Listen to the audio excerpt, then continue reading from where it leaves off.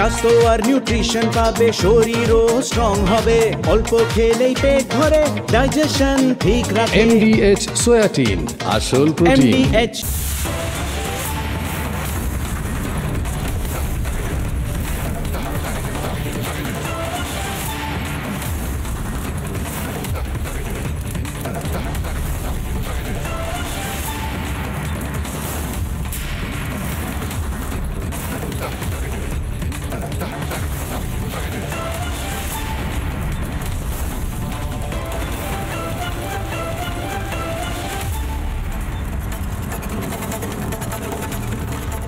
নমস্কার, দেখছেন জবাব চাই বাংলা। আমি কিশোরা। এই মুহূর্তে যে বড় ভিডিও উঠে আসছে আজকের যে বিমান দুর্ঘটনা, সেই ভিডিওটা দিয়ে আজকে শুরু করতেই হচ্ছে, কারণ এই ভিডিওটা সমস্তটা বলে দিচ্ছে।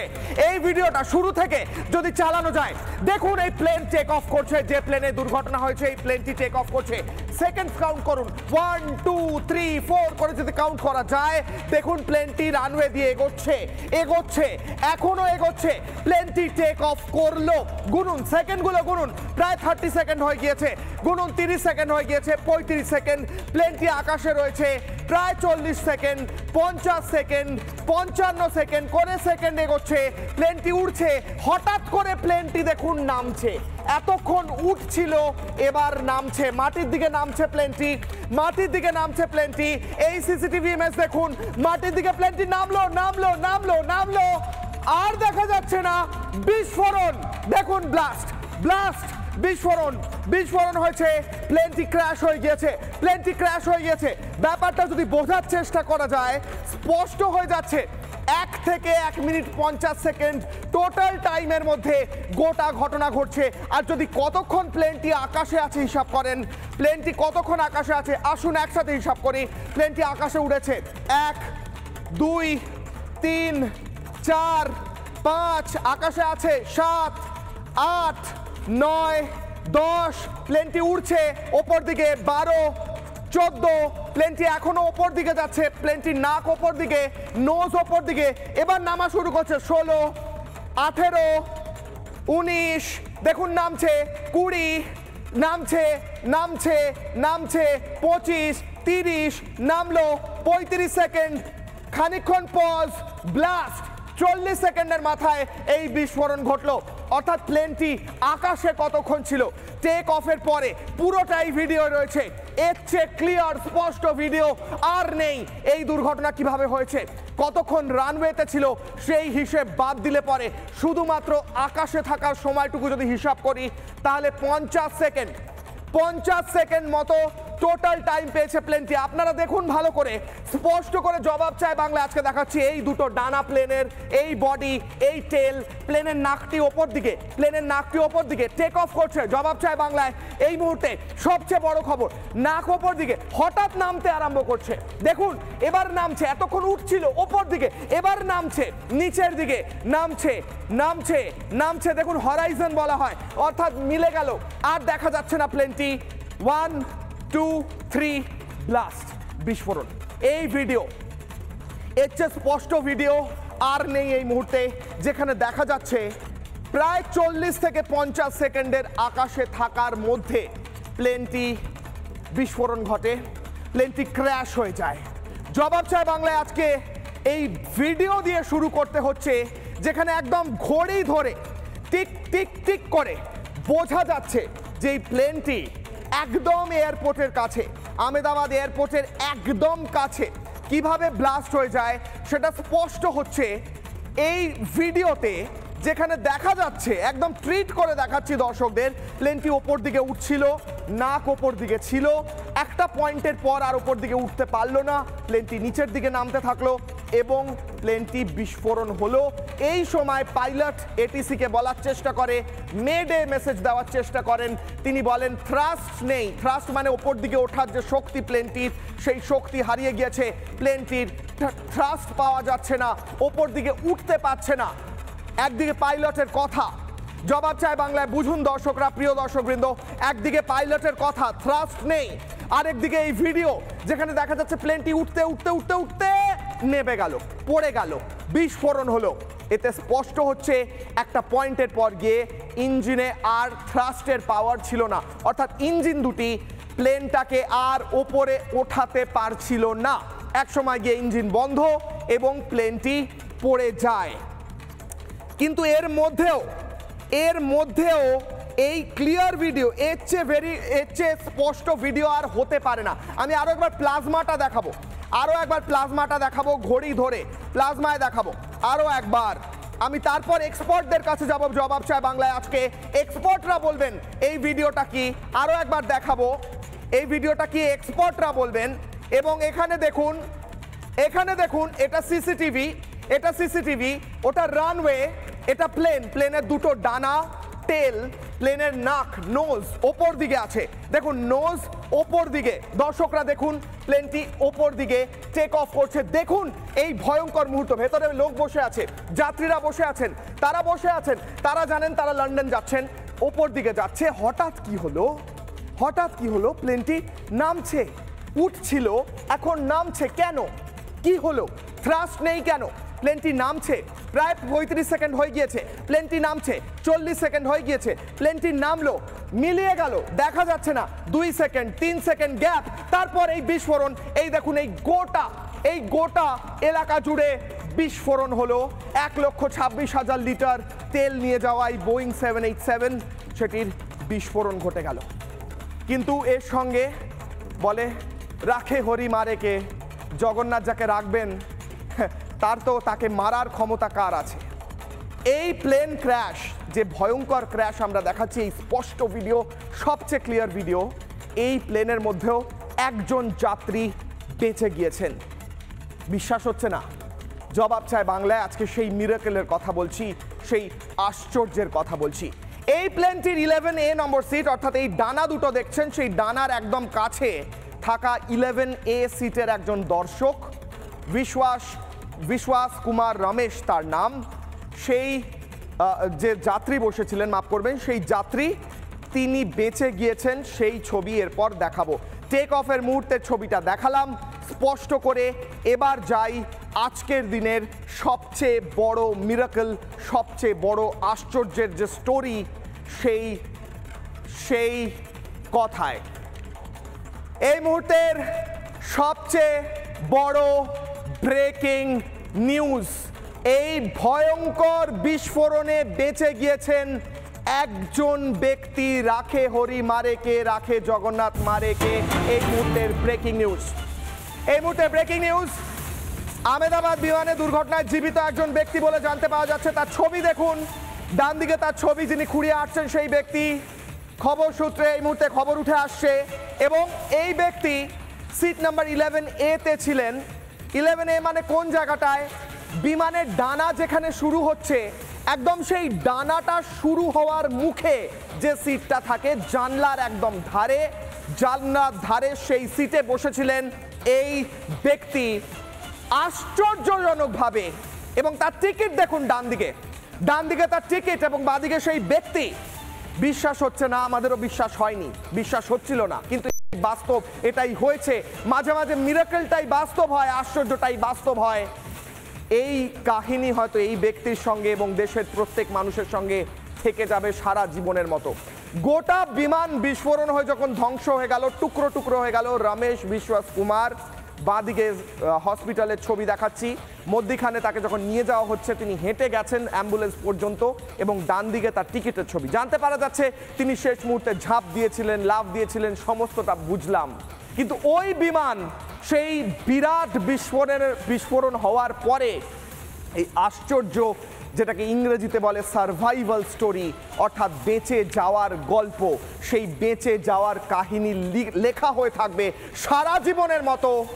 এবং বাংলায় প্রবাদ বাক্য রাখে হরি মারেকে, সেই প্রবাদ বাক্য প্রমাণিত করে এই মুহূর্তের সবচেয়ে বড় খবর। এই মুহূর্তে এত কম্বাস্টেবল ফুয়েল, অর্থাৎ আমি যদি আরও একবার এই স্ক্রিনে দেখাই, এই যিনি বেঁচে গিয়েছেন তার ছবিটা আমি আরও একবার দেখাবো। এখানে এত ফুয়েল রয়েছে, এত বিস্ফোরণ হওয়ার পরে এই ব্যক্তি, আমি একবার দেখাই, স্যালিউট জানাই, এই ভদ্রলোক ইতিহাস রচনা করেছেন।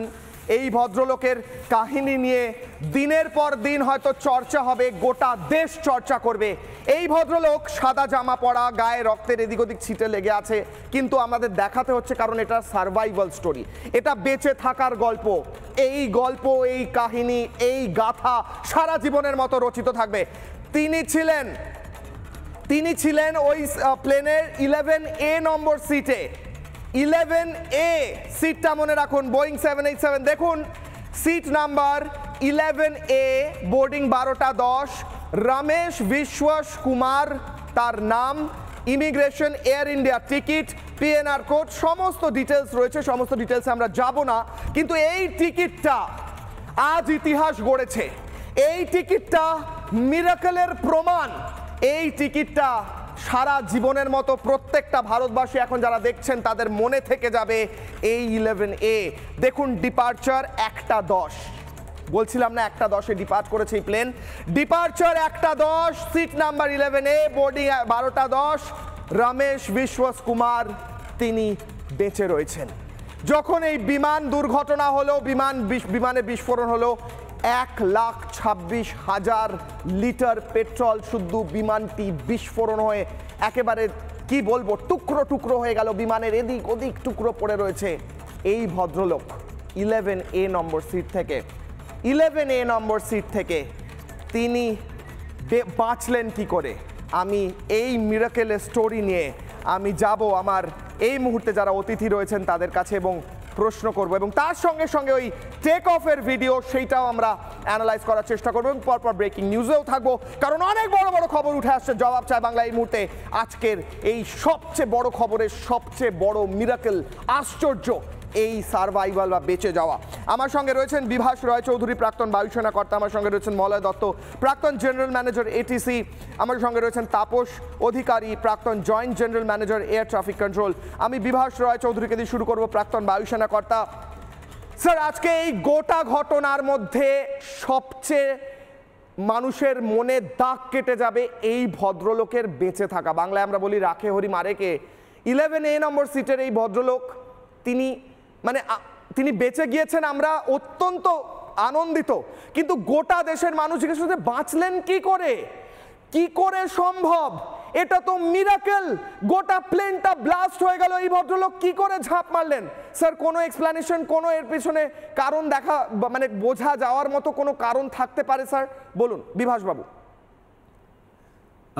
হয়তো এই জন্যই ইংরেজি ডিকশনারিতে মিরাকল শব্দটা আছে, কারণ এই যেভাবে অ্যাক্সিডেন্ট হয়েছে, স্পেশালি ফুললি লোডেড এয়ারক্রাফট পুরো এটিএফ ভর্তি অবস্থায় যেভাবে এক্সপ্লোড করেছে, সেইভাবে মনে হয় না 11 সিট নাম্বার অলমোস্ট অল সামনের দিকে, প্লেনের সামনের দিক থেকে শুরু হয় 1, 2, 3, 4 11 নম্বর রো, সেইখান থেকে একজন প্যাসেঞ্জার বেঁচে যাচ্ছেন, হয়তো এটারই নাম মিরাকেল।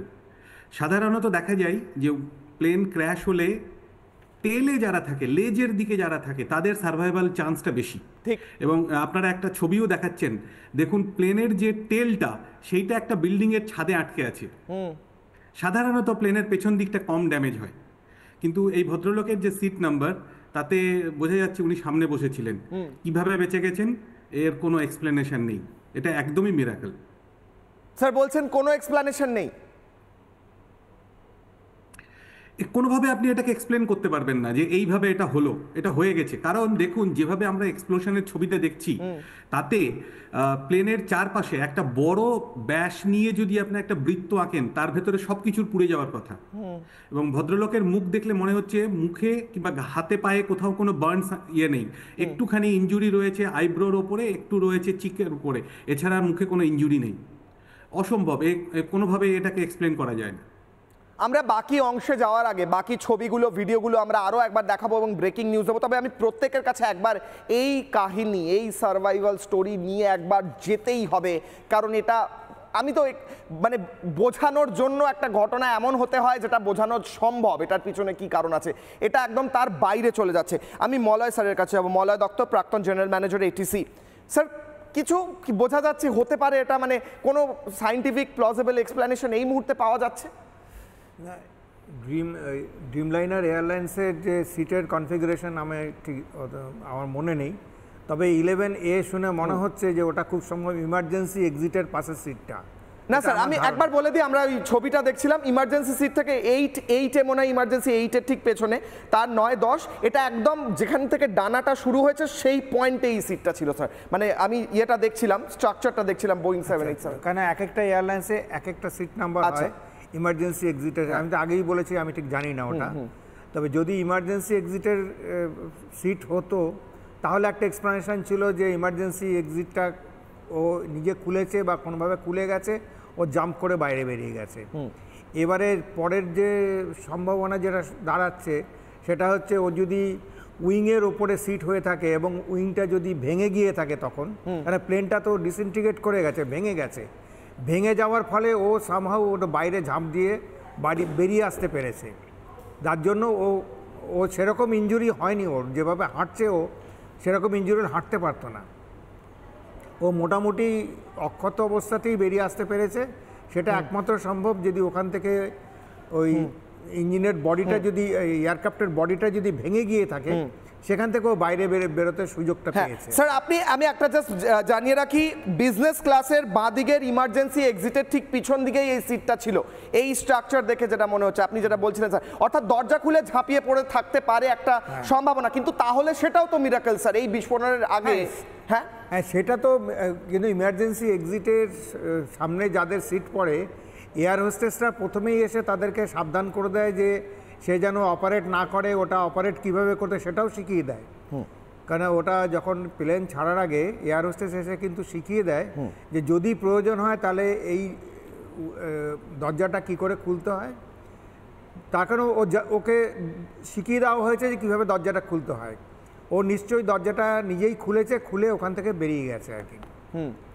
এটাই আমার ধারণা। বেশ, আমি একবার যাব, আমার সঙ্গে তাপস অধিকারী রয়েছেন, প্রাক্তন joint general manager air traffic controller.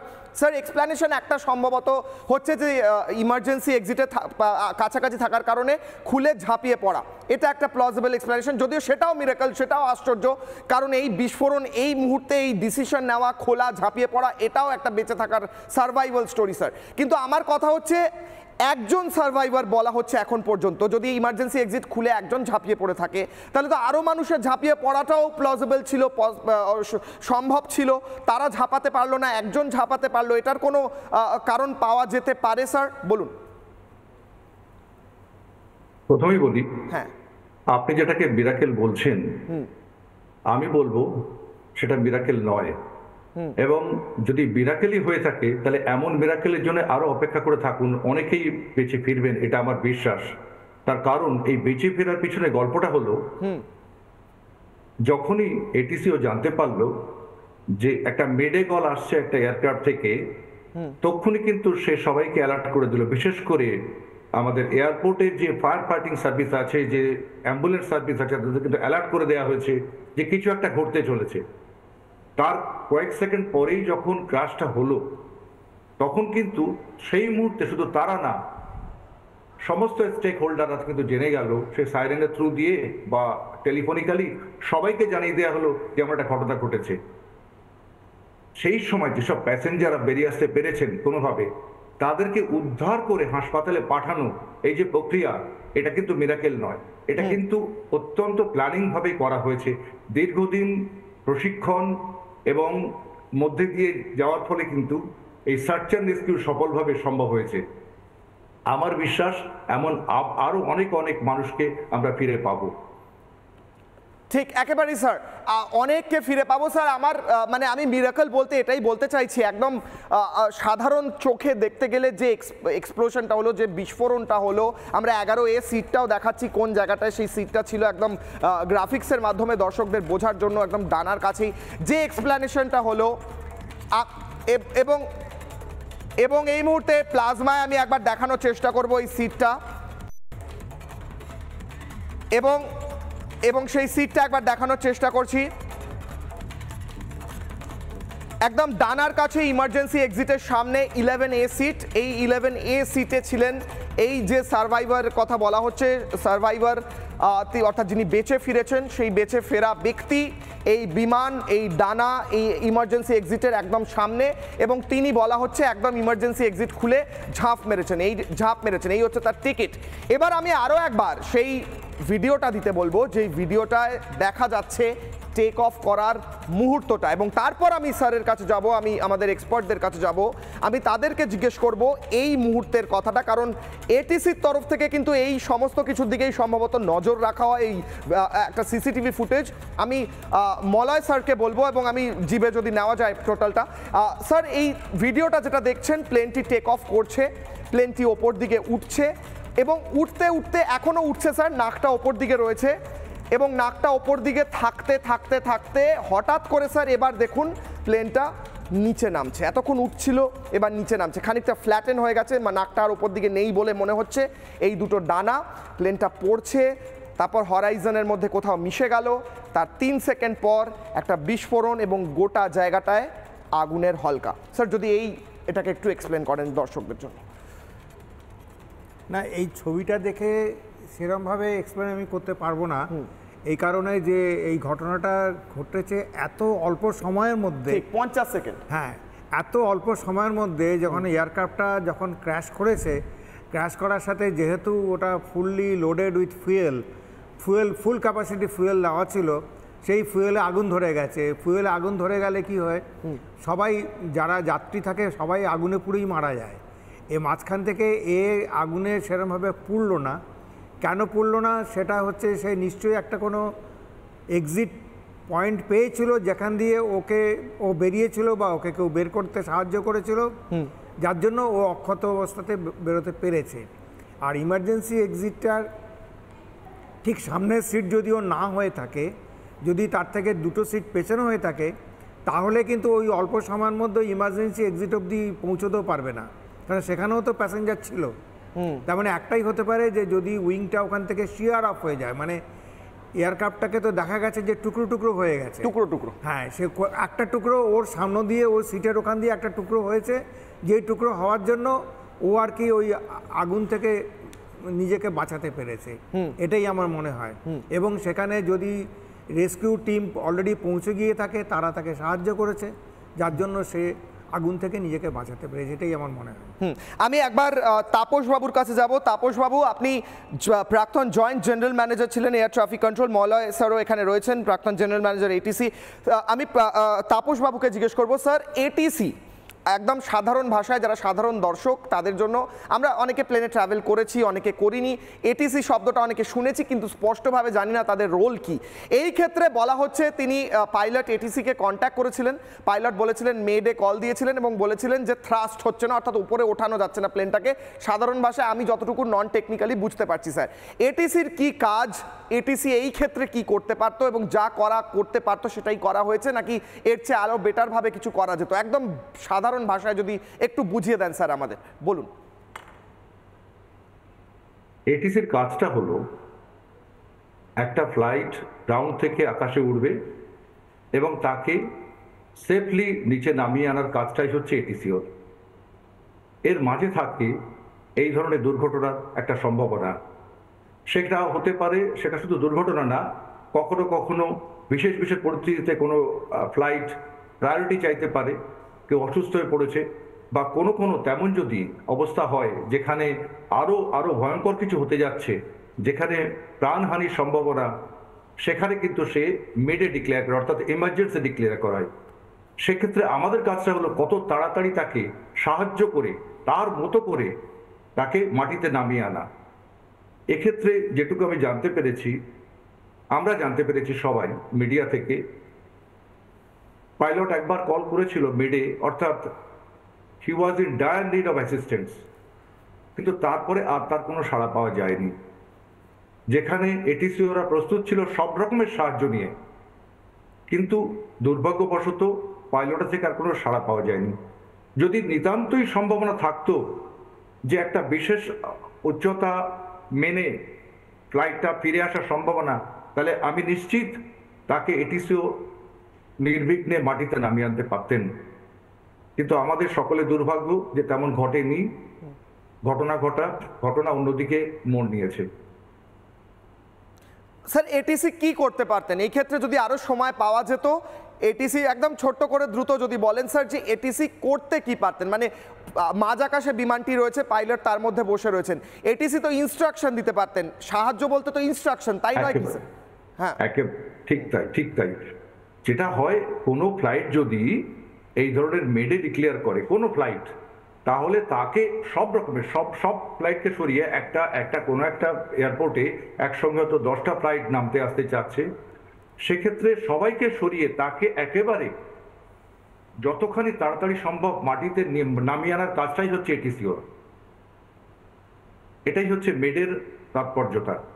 কিন্তু এক্ষেত্রে পাইলট একবারই কল করেছিল এবং তারপরে আর তার কোনো উত্তর পাওয়া যায়নি। সুতরাং এক্ষেত্রে আমার মনে হয়নি আর কোনো কিছু করার ছিল সার্চ অ্যান্ড রেস্কিউ করা ছাড়া, যেটা আমার বিশ্বাস যে তারা যথাসময় তারা করেছে এবং সেই জন্যই যে প্রাণ আমরা ফিরে পাচ্ছি, যাদেরকে আমরা দেখাচ্ছি, যারা বেঁচে আসছেন, সেটা সম্ভব হয়েছে সেই তৎপরতার জন্যই। বেশ, আমি বিভাস রয় চৌধুরীর কাছে যাওয়ার আগে, প্রাক্তন বায়ুসেনা আধিকারিক, তার কাছে যাওয়ার আগে আমি একবার ক্রোনোলজি দেখাবো, অর্থাৎ কি হয়েছিল শুরুর থেকে শেষ পর্যন্ত, পর কিভাবে ঘটনাগুলি ঘটে যায়, আরও একবার আমার জবাব চায় বাংলার দর্শকদের, প্রিয় দর্শকদের মনে করানোর জন্য দেখে আমি বিভাস বাবুর কাছে যাব। ব্ল্যাক বক্স যে জিনিসটা, সেই প্রশ্ন নিয়ে আমি যাব বিভাস বাবুর কাছে। একদম শুরু থেকে একবার যদি দ্রুত সেই ক্রোনোলজিটা দেখানো যায়, যেখানে প্রথমে কি হলো এবং তারপর পরপর সেই ঘটনাগুলো, সেই ক্রোনোলজিগুলো। প্রথমে বিমানটি টেক অফ করার ছবি উঠে আসে, বিমানটি টেক অফ করার সেই ছবি, যেখানে দেখা যাচ্ছে বিমানটি রানওয়ে দিয়ে এগোচ্ছে, বিমানটি রানওয়ে দিয়ে এগোনোর সময় সেই ছবি দেখা যায় এবং কিছু সেকেন্ড পর বিমানটি আকাশে, তারপর বিস্ফোরণ ঘটে। এরপর ক্রোনোলজি দেখুন। પ્લેનની સવારી જોખમી થઈ ગઈ.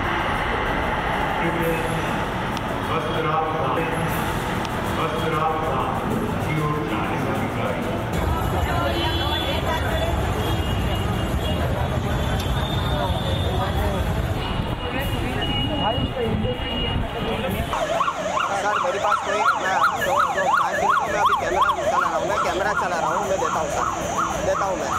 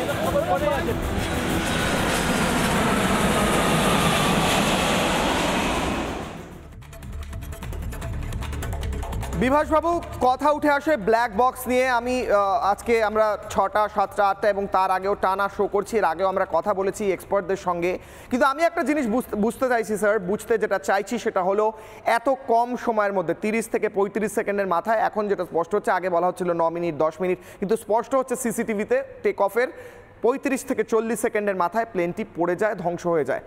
এর মধ্যে যথেষ্ট ইনফরমেশন কি ব্ল্যাক বক্সে রেকর্ড হওয়া সম্ভব হয়েছে? ব্ল্যাক বক্স পাওয়া গেলে সেটা থেকে যথেষ্ট ইনফরমেশন পাওয়া যাবে, যার কারণ খুঁজে পাওয়া যাবে, যার মাধ্যমে যে কেন এই দুর্ঘটনা ঘটে। আদৌ কি ব্ল্যাক বক্সেতে কোনো কাজে লাগবে বলুন স্যার, এবং ব্ল্যাক বক্সটা কি? প্রথমে বলি যে যে ছবিগুলো, যে ভিজুয়ালগুলো আপনারা দেখাচ্ছেন, সেটাতে আমি অত্যন্ত আশাবাদী যে ব্ল্যাক বক্স পাওয়া যাবে, কারণ প্লেনের যে টেলটা সেটা দেখা গেছে। সাধারণত ব্ল্যাক বক্স ওইরকম একটা জায়গায় থাকে যেখানে ইম্প্যাক্ট কম হয়। এবারে আসি ব্ল্যাক বক্সের ব্যাপারে। Black box real time data record করে, ঠিক মানে এটা 40 সেকেন্ড কিংবা 50 সেকেন্ড কিংবা 9 মিনিটের ব্যাপার না। রিয়েল টাইমে প্লেনের হেলথ কীরকম, অনেকটা আমাদের ইসিজির মতো। ঠিক সেই মুহূর্তে ইঞ্জিনের রোটেশন পার মিনিট কত ছিল, টেম্পারেচার কত ছিল, প্লেনের কোনো অংশে কোথাও কোনো আগুন ধরেছিল কিনা, কোনো ওয়ার্নিং এসেছিল কিনা, হাইড্রোলিক সিস্টেম ঠিকমতো কাজ করছিল কিনা, ফুয়েল সিস্টেম ঠিকমতো কাজ করছিল কিনা, প্রত্যেকটা ইনফরমেশান, ইম্পর্ট্যান্ট ইনফরমেশানগুলো আমাদের ব্ল্যাক বক্সে রেকর্ড হয়। প্লাস ককপিট ভয়েস রেকর্ডার বলে একটা জিনিস থাকে, যেটাও ব্ল্যাক বক্সের ভেতরে থাকে, যে পাইলটের সঙ্গে এটিসির যে কমিউনিকেশন, সেটারও রেকর্ড ব্ল্যাক বক্সের মধ্যে পাওয়া যায়। সুতরাং ব্ল্যাক বক্স পেলে আমরা অ্যাটলিস্ট এইটুকু জানতে পারবো যে প্লেনের ভেতরে কোনো যান্ত্রিক গোলযোগ হয়েছিল কি না। কারণ যে ভিজুয়াল আমরা দেখছি তাতে প্লাস ডিজিসিএ যেটা বলছে যে বার্ড হিট হয়েছিল, কিন্তু বার্ড হিট হলে কোনো ছবিতে কোথাও কোনো পাখি এখনো পর্যন্ত আমার স্যার একটা ইনফরমেশন দিয়ে রাখি, একটু সঙ্গে থাকুন। ব্ল্যাক বক্স আপনি যেমনটা বলছিলেন, ব্ল্যাক বক্স রিকভার করা গিয়েছে, ব্ল্যাক বক্স পাওয়া গিয়েছে। এই মুহূর্তের breaking news, big breaking information, তথ্য উঠে আসছে, প্লেনটির ব্ল্যাক বক্স উদ্ধার করা গিয়েছে এবং ব্ল্যাক বক্সটি উদ্ধার করা হয়েছে এবং তার পরবর্তীকালে ব্ল্যাক বক্সের যেভাবে তদন্ত হওয়ার কথা, যেমনটা আমাদের এক্সপার্টরা বলছেন, সেইভাবে তদন্ত হবে। ব্ল্যাক বক্স উদ্ধার হয়ে গিয়েছে। কন্টিনিউ করুন স্যার। Very good. ব্ল্যাক বক্সের ভেতর থেকে যদি আমরা তথ্যগুলো পাই তাহলে আমরা জানতে পারবো শেষ মুহূর্তে, মানে ধরুন ইঞ্জিন স্টার্ট করার পর থেকে ক্র্যাশ করার পর্যন্ত এইটুকু সময়ের ভেতরে এয়ারক্রাফটের হেলথ কীরকম ছিল। এই ইনফরমেশনটা পেয়ে গেলে মানে এনকোয়ারির অনেক সুবিধা হবে এবং আশা করব আমরা জানতে পারবো কি থেকে এই প্রবলেমটা হয়েছে। আমি যেটা বলছিলাম যে ডিজিসিএ বলছে বার্ড হিট হয়েছে, আমি এরকম বার্ড হিট হওয়া জেট ইঞ্জিনে দেখেছি। ইঞ্জিনের যে এক্সস্ট পেছন দিক থেকে যদি কোনো ছবি তোলা হয় তাহলে দেখা যায় যে বার্ড হিট হলে একটা ইঞ্জিন যদি ফ্লেম আউট হয়, পেছনে একটা বড় আগুনের গোলা দেখতে পাওয়া যায়। সবসময় যাই আমি সেটা নিশ্চিত নই, বাট আমি দেখেছি। আবার এই ক্ষেত্রে একসঙ্গে দুটো ইঞ্জিনে বার্ড হিট হওয়ার চান্স আমি একটু আগেও বলছিলাম খুব কম, বাট হতে পারে যদি কোনো পাখির ঝাঁক একসঙ্গে প্লেনের রাস্তায় এসে যায়, রাদার প্লেন যদি পাখির ঝাঁকের মধ্যে ঢুকে পড়ে তাহলে দুটো ইঞ্জিনে একসঙ্গে বার্ড হিট হওয়ার চান্স থাকে। খুব রিমোট চান্স, বাট এটা পসিবল হতে পারে এরকম। কিন্তু দেখে যেমন মনে হচ্ছে হাইড্রোলিক সিস্টেমের ফল্ট, সেটাকেও আমরা মানে একদম উড়িয়ে দিতে পারি না। কারণ উইংয়ে যে এলিভেটর এবং এলিরিয়ানের যে মুভমেন্টগুলো সাধারণত টেক অফের সময় আমরা দেখতে পাই, এই ভিডিও যেহেতু মোবাইল ভিডিও এবং অনেক দূর থেকে তোলা, অত ক্লিয়ারলি বোঝা যাচ্ছে না যে প্লেনের কন্ট্রোল সিস্টেম যেটা সেটা ঠিকমতো কাজ করছিল কিনা। এগুলো সব উঠে আসবে ব্ল্যাক বক্সের রিডিংটা পাওয়া যাবে। যেহেতু স্যার আপনি প্রাক্তন বায়ুসেনা আধিকারিক, আমি কয়েকটা সোশ্যাল মিডিয়ায় পোস্ট দেখছি, আমি একদম মানে অজ্ঞভাবে জিজ্ঞেস করছি, সোশ্যাল মিডিয়া পোস্ট দেখে জিজ্ঞেস করছি, একদম সাধারণ মানুষ সোশ্যাল মিডিয়া পোস্ট দেখে ইনফ্লুয়েন্সড হয় সেইভাবে জিজ্ঞেস করছি। অনেকে বলছে এর পেছনে কোনো অন্য কোনো কারণ থাকতে পারে, কারুর কোনো হাত থাকতে পারে, ইত্যাদি থাকতে পারে। সোশ্যাল মিডিয়া পোস্টে এরকম গুজব, এখন পর্যন্ত কোনো প্রমাণ নেই, কোনো এই নিয়ে কথাও হয়নি বা অফিসিয়ালি কিছু বলা হয়নি, কিন্তু এই পসিবিলিটি নিয়ে সোশ্যাল মিডিয়া আলোচনা হচ্ছে কোথাও যেন একটা। এরকম কি পসিবিলিটি কোথাও আপনার মাথাতেও ঘুরছে স্যার? দেখুন, যে কোনো দুর্ঘটনা ঘটলেই আমরা অনেকেই হাত পা খুঁজতে শুরু করি এবং সেটাই এখন ট্রেন্ড। কিন্তু আমি যেহেতু নিজে একজন মানে অ্যাভিওনিক্সের প্রফেশনাল অ্যারোনটিক্যাল ইঞ্জিনিয়ারিংয়ের ছাত্র, আমি এখনই ওই ধরনের কোনো থট প্রসেসের মধ্যে যেতে চাইছি না। আপাত দৃষ্টিতে মনে হচ্ছে এটা টেকনিক্যাল ফেলিওর, ইনভেস্টিগেশন হলে তবেই বোঝা যাবে। বেশ, আমি আসবো, আমি প্রথমে তাপস স্যারের কাছে আসবো, তারপর মলয় স্যারের কাছে আরও একবার যাবো, মলয় দত্তের কাছে। তাপসবাবু, আমার প্রথমে মলয়বাবুর কাছে যাবো, তারপর তাপসবাবুর কাছে যাবো। মলয়বাবু, আমার প্রশ্ন হচ্ছে, ব্ল্যাক বক্স উদ্ধার হলো, আপনি ব্ল্যাক বক্স নিয়ে 6টার সময়ও টানা বলেছেন যে ব্ল্যাক বক্স কি, কেন সেটা কাজে লাগে ইত্যাদি, টানা রেকর্ডিং হয়। আমার কথা হচ্ছে স্যার, আমি যে প্রশ্নটাও বলছিলাম, ওই 40 সেকেন্ড বা 35 সেকেন্ড ওই কথোপকথনে ব্ল্যাক বক্সটা তো উদ্ধার হয়ে গিয়েছে, ওতে কি স্পষ্ট হয়ে যাবে 35 সেকেন্ডের মধ্যে কি এমন কিছু তথ্য উঠে আসবে যেটা থেকে পাওয়া যেতে পারে যে আসলে কি কারণ, এবং তারপর আমরা প্রিভেন্ট করতে পারি আরও এরকম দুর্ঘটনা ভবিষ্যতে? বলুন স্যার। না, ব্ল্যাক বক্সে যে ডিএফডিআর, ডিজিটাল ফ্লাইট ডেটা রেকর্ডার, যেটা রিয়েল টাইমে রেকর্ড করে রাখছে কন্টিনিউয়াসলি, তো তাতে বোঝা যাবে যে হঠাৎ এয়ারক্রাফটটা তো স্টল করেছে, দেখলাম আমরা ছবিতে দেখলাম যে এয়ারক্রাফট, ওটাকে বলে এভিয়েশনের ভাষায় এয়ারক্রাফট স্টল করেছে, মানে পড়ে গেছে। Instead of getting the lift, উল্টোটা হয়েছে। সে ক্রমশ হাইট লুজ করতে করতে পড়ে গেছে। তো সেখানে ইঞ্জিনের প্যারামিটার্সটা কী ছিল, ইঞ্জিনটা কেন ফেল করলো, একটা ইঞ্জিন না দুটো ইঞ্জিন একসাথে কি করে ফেল করলো যে এয়ারক্রাফটটা কোনো লিফট পেল না এবং ওটা স্টল করলো কেন। এখানে ইঞ্জিন ফেলিওরের সাথে আরেকটা ব্যাপারও আসে, এয়ারক্রাফটের কনফিগারেশন ঠিক সেই মুহূর্তে কী ছিল। এয়ারক্রাফটের কনফিগারেশন বলতে সেখানে ধরুন ফ্ল্যাপ পজিশনটা কী ছিল, তারপরে পিচ অ্যাঙ্গেল কী ছিল, এইসব অনেক প্যারামিটার্স আছে, সবগুলো মিলিয়ে বোঝা যাবে যে এয়ারক্রাফটটা কেন হঠাৎ স্টল করে গেল। দুটো powerful engine, fully loaded with fuel, কোনো ফুয়েল শর্টেজ ছিল না। আর বার্ড হিটের ব্যাপারটাও যদিও হয়ে থাকে, কিন্তু বার্ড হিট হলেও এয়ারক্রাফট ক্যান ফ্লাই, এয়ারক্রাফট পড়ে যায় না ওরমভাবে। যদি আর একসাথে দুটো ইঞ্জিন একসাথে ফ্লেম আউট হওয়া, দুটো ইঞ্জিনই বন্ধ হয়ে গেল, এটা ভেরি ভেরি রিমোট চান্স। একটা ইঞ্জিন ফেল করতে পারে, আরেকটা ইঞ্জিন তো চালু থাকবে। আর সেই যদি একটা ইঞ্জিনও চালু থাকে তাহলে এটিসির সাহায্য নিয়ে এয়ারক্রাফটটা আবার ঘুরে রানওয়েতে ফিরে আসতে পারত, সেটা পারেনি। তার কারণ হচ্ছে সে ক্রমশ মানে হাইট লুজ করতে করতে মাটিতে গিয়ে ক্র্যাশ করে গেছে। সেখানে ইঞ্জিনটা কেন এরকমভাবে বিহেভ করলো, বা এয়ারক্রাফটের কনফিগারেশনটা কি ঠিক ছিল না, পাইলটিং যে করছিল সে কি ঠিকভাবে কনফিগারেশনটা করতে পারেনি, যে ক্লাইম্ব কনফিগারেশনটা, ল্যান্ডিং কনফিগারেশন একরকম হয়, ক্লাইম্ব কনফিগারেশন আরেক রকম হয়। কারণ কনফিগারেশন বলতে একদম সাধারণ ভাষায় সেটিংস গুলো, যে বিভিন্ন যে অ্যালিরন, এলিভেটর, প্লেনের মধ্যে যে সেটিং গুলো থাকে সেইগুলোর কি কনফিগারেশন ছিল, সেই কনফিগারেশনটা যদি কোনো ভুল হয়ে থাকে, সেখানে ভুল যদি হয়ে থাকে সেখানে পাইলটের ব্যাড পাইলটেজ বা পাইলটেজের কোনো খামতি ছিল কিনা, এগুলো ওই ব্ল্যাক বক্সের থেকেই পাওয়া যাবে।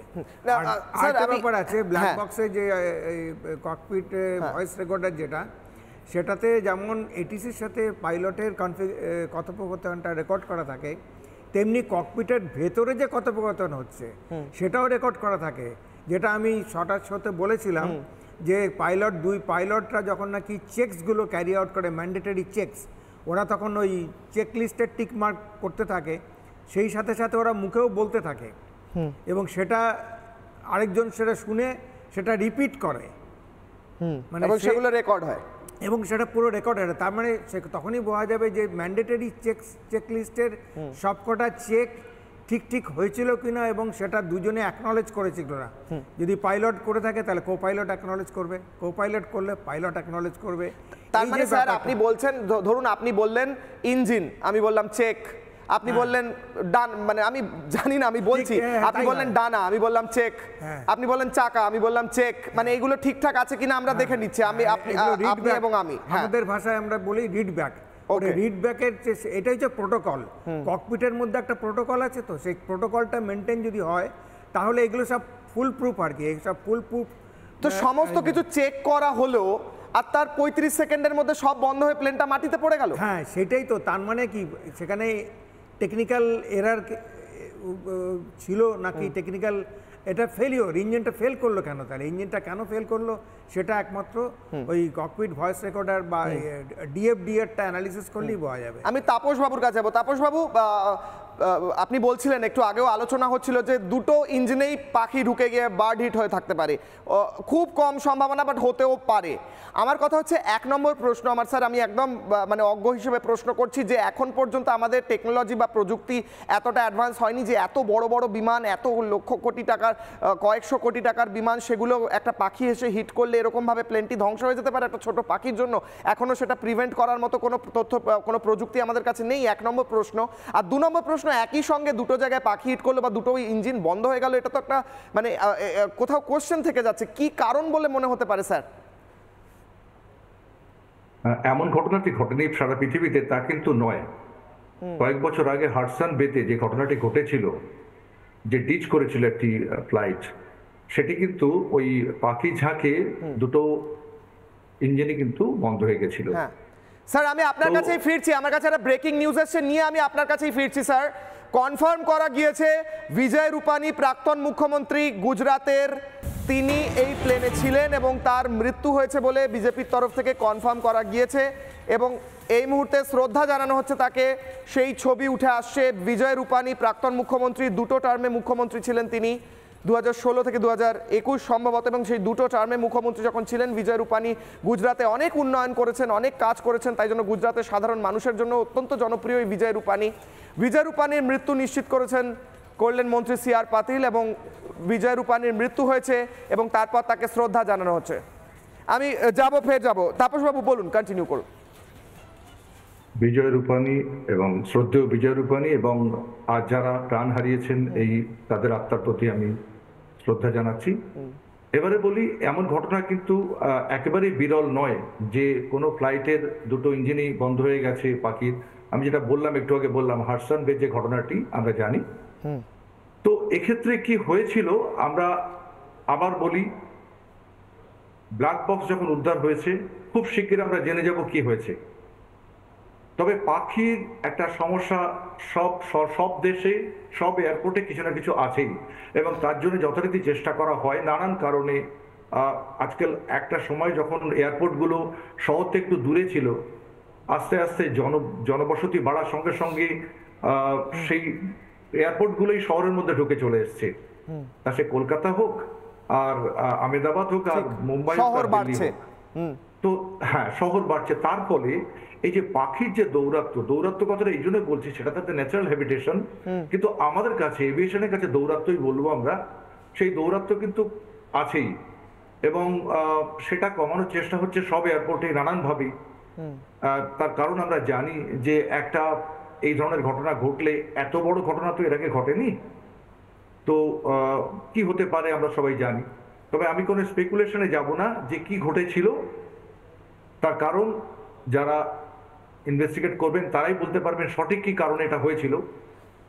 স্যার, আমি আবারও জিজ্ঞেস করবো, একটা পাখি এসে বিমানের ইঞ্জিনে আঘাত করলে গোটা বিমানটি ধ্বংস হয়ে যায়, এর কোনো প্রযুক্তিগত মানে কোনো রেমেডি আমরা খুঁজে পাইনি এখন পর্যন্ত, 2025 সাল পর্যন্ত? স্যার না, এখনো তেমন আমার জানা নেই যে তেমন প্রযুক্তি। চেষ্টা হচ্ছে, নানান রকম ভাবে চেষ্টা হচ্ছে, কোনো ইনফ্রারেড মানে কোনো রকমের রে দিয়ে ওগুলোকে ডিসপার্স করার একটা চেষ্টা হচ্ছে, কিন্তু খুব সাকসেসফুল এখনো তেমন ভাবে সেইভাবে অ্যাপ্লিকেশন আমরা দেখিনি, অন্তত ইন্ডিয়াতে আমরা দেখিনি, সেইভাবে পাইনি। আমি দ্রুত প্রত্যেকের কাছে একদম কনক্লুডিং কমেন্ট নেব এবং তারপর একটা ব্রেকিং নিউজ রয়েছে। আমি একদম মলয় বাবুকে দিয়ে শুরু করব। মলয় বাবু, এখানে একদম 30 সেকেন্ডসে যদি বলেন, এখানে কি আর কিছু আরও বেটারভাবে করা যেত যার ফলে এই দুর্ঘটনা 1 নম্বর এড়ানো যেত, কিংবা এই মৃত্যু যেগুলো হয়েছে সেই সংখ্যা কমানো যেত, নাকি যা হয়েছে এটাই the best that could happen, এটাই মানে হওয়ার ছিল? বলুন স্যার, 30 সেকেন্ডস। না, এটা যা ঘটেছে এই ঘটনাটা একটা অভাবনীয় ঘটনা, কারণ কোনো প্লেন যে লং হল এয়ারক্রাফট এরকমভাবে টেক অফ করলো আর সাথে সাথে সে পড়ে গেল, এটা খুব রেয়ার ঘটনা। এরকম ঘটনা এর আগে একটা আমার মনে পড়ছে, খুব সম্ভব 82 কি 83 সালে 1 জানুয়ারি বম্বে থেকে এয়ারক্রাফট টেক অফ করে সমুদ্রে গিয়ে পড়ে গেছিল। তারপরে এরকম ধরনের ঘটনা আর হয়নি। ওই একটাই আমি শুনেছিলাম যে 81 কি 82 সাল কি 83 সালে হয়েছিল, ওটা 1 জানুয়ারির দিন, যে সোজা প্লেনটা গিয়ে পড়ে গেল। ঠিক, আর সেটাই রিপিট হয়েছে এই আহমেদাবাদে এত বছর পরে আকাশ থেকে প্লেনটা মাটিতে পড়ে গেল, আমরা দেখলাম। হ্যাঁ, একদম। এটার কোনো এক্সপ্লানেশন এখনই মানে সম্ভব না বলা। বিভাস বাবু, একদম ছোট্ট করে 10 সেকেন্ডে যদি আপনার কনক্লুডিং কমেন্ট, এর চেয়ে ভালোভাবে কিছু এই পরিস্থিতি হ্যান্ডেল করা যেত? দেখুন, এখন আর সেরকম তো কিছু বলা যাবে না, তবে ওই যেটা বললেন যে শহর রানওয়েকে ঘিরে ধরছে, রানওয়ের যে অ্যাপ্রোচ, যে রানওয়ে মানে রানওয়ের যে দুটো এন্ড, ওই দুটো এন্ড যদি আমরা খালি রাখতে পারি, যেখানে পাখিকে মানে অ্যাট্রাক্ট করবে না এই ধরনের কোনো অ্যাক্টিভিটি আমরা করব না, তাহলে কিন্তু আমার মনে হয় অ্যাভিয়েশন সেফটি স্ট্যান্ডার্ডটা আমাদের দেশে আরেকটু উন্নত করা যায়। দমদমের ক্ষেত্রেও এটা কিন্তু খুব ভীষণভাবে অ্যাপ্লিকেবল। দমদমের যে মধ্যমগ্রামের পেছন দিকটা, ঠিক সেখানেও প্রচুর বার্ড। তাপস বাবু, একদম 10 সেকেন্ডে কনক্লুডিং কমেন্ট, শেষ কথা। আমি বলবো এখনো পর্যন্ত air travel is the safest mode of travel. এটা তো শুনতে আজকের দিনের একটু অন্যরকম লাগবে, মানুষের ভয় আছে, হয়তো এমন একটি ঘটনার পরে ভয় জন্মেছে, ড্রিম লাইনারের উপরে ভয় জন্মেছে, বা সেই এয়ারলাইন্স বা কোনো একটা বিশেষ কিছু কারণে মানুষের মনে ভয় জন্মেছে। আবার বলি, আমরা এভিয়েশন, প্রত্যেকটা এয়ারলাইন্স, প্রত্যেকটা ফ্লাইট, সেই গ্রাউন্ডে হোক আর এটিসিতে আজকে ইন্ডিয়াতে আমাদের ভারতবর্ষে অভাবনীয় উন্নতি ঘটেছে, উন্নতি হয়েছে এবং সবচেয়ে সুরক্ষিত। আমার সময় একদম শেষ, আমি একটা ব্রেকিং নিউজ দিয়ে শেষ করছি স্যার, অনেক ধন্যবাদ, একদম সময় শেষ। বিমান দুর্ঘটনায় মৃতদের পরিবারের জন্য ক্ষতিপূরণ ঘোষণা করলো 1 কোটি টাকা ক্ষতিপূরণ ঘোষণা টাটা গ্রুপের। এই মুহূর্তের বিগ ব্রেকিং, বিমান দুর্ঘটনায় মৃতদের পরিবারের জন্য ক্ষতিপূরণ 1 কোটি টাকা ক্ষতিপূরণ ঘোষণা টাটা গ্রুপের। আহতদের চিকিৎসার দায়িত্ব নেবে টাটা গ্রুপ, ঘোষণা টাটা গ্রুপের চেয়ারম্যানের। অর্থাৎ যারা এই মুহূর্তে 1 কোটি টাকা ক্ষতিপূরণ পাচ্ছেন, যারা দুর্ঘটনায় মৃত তাদের পরিবার, তাদের জন্য ক্ষতিপূরণ ঘোষণা, এবং যারা আহত তাদের চিকিৎসার দায়িত্ব নিচ্ছে টাটা গ্রুপ। এই মুহূর্তের বড় ব্রেকিং, জবাব চায় বাংলায়। বিমান দুর্ঘটনায় মৃতদের জন্য তাদের প্রতি পরিবারের জন্য ক্ষতিপূরণ 1 কোটি টাকা করে ক্ষতিপূরণ ঘোষণা করলো টাটা গ্রুপ, এবং তাদের ক্ষতিপূরণ যেমন দেওয়া হবে, যারা আহত হয়েছেন এই গোটা ঘটনায় সেটা তাদের জন্য চিকিৎসার ব্যবস্থাও টাটা গ্রুপ করবে, এবং সম্পূর্ণ চিকিৎসার দায়িত্ব টাটা গ্রুপ নিচ্ছে। এই মুহূর্তের বড় ব্রেকিং, জবাব চায় বাংলায়। আমরা আলোচনা করলাম, আমরা বোঝার চেষ্টা করলাম, কারণ আমরা দেখালাম কিভাবে বিমানটি টেক অফ করে এবং 35 থেকে 40 বা 50 সেকেন্ডের মাথায় বিমানটি নিচে এসে সম্পূর্ণ ধ্বংস হয়ে যায়। গোটা এশিয়ার কিংবা গোটা পৃথিবীর যে ভয়ঙ্কর বিমান দুর্ঘটনাগুলি হয়েছে তার মধ্যে অন্যতম হয়তো একটি, এবং সাম্প্রতিককালের সবচেয়ে ভয়ঙ্কর ঘটনা। আমরা কারণ বোঝার চেষ্টা করলাম, তার সঙ্গে একটা সার্ভাইভাল স্টোরি অর্থাৎ বেঁচে যাওয়ার কাহিনীও দেখালাম। একজন কি আশ্চর্যজনকভাবে বেঁচে গিয়েছেন। আরও ব্রেকিং নিউজ আসছে, আরও তথ্য আসছে, আরও ভয়ঙ্কর ছবি উঠে আসছে। সেই সমস্ত কিছু নিয়ে ফিরছি ছোট্ট বিরতির পর। দেখতে থাকুন রিপাবলিক বাংলা।